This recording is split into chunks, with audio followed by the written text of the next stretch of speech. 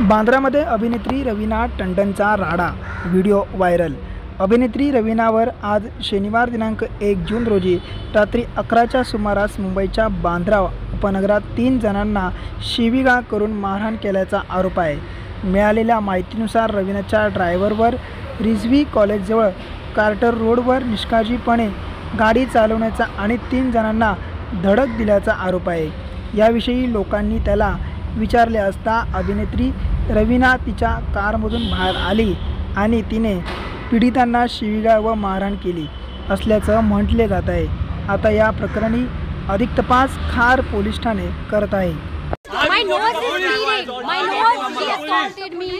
Your driver has assaulted my mother. You have to spend your night in jail. Look at my nose. You have assaulted. Hanif. ये ना हाथ नहीं लगाना, हाथ नहीं लगाना। You have assaulted my mother. मारो मारो मारो मारो। I don't know.